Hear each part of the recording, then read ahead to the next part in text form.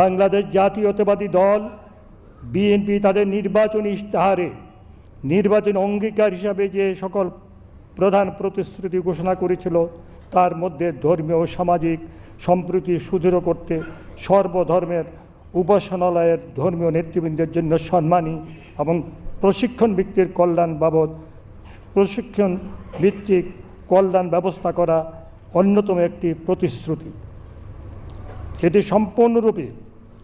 এটি সম্পূর্ণরূপে মাননীয় প্রধানমন্ত্রীর ব্রেন চাইল্ড। বর্তমানে দেশে মসজিদ, মন্দির, গির্জা ও পেডোগা মিলে প্রায় 4 লক্ষ ধর্মীয় প্রতিষ্ঠান রয়েছে। আমাদের দেশের মতো এরূপ অর্থনৈতিক পরিকাঠামোয় দাঁড়িয়ে এই বিশেষ সংখ্যক প্রতিষ্ঠানের দায়িত্বরত ব্যক্তিদেরকে মাসিক সম্মানী ভাতার আওতায় আনা করাটা আমি মনে করি রীতিমতো দুঃসাহস। এর অন্য কোনো রাষ্ট্রনায়ক এইরূপ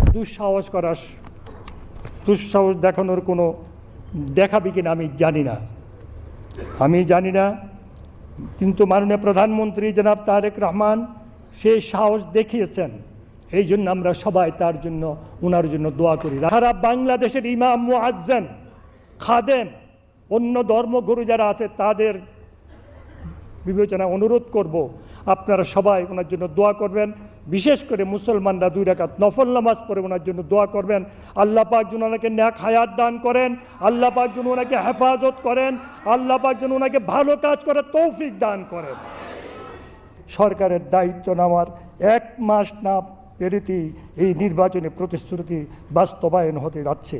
আপনারা কিন্তু বেশি বেশি করে ওনার জন্যে, ওনার আব্বা মরহুম প্রেসিডেন্ট জিয়া সাহেবের জন্যে, ওনার মা ম্যাডাম খালেদা জিয়ার জন্য খাস করে দোয়া করবেন।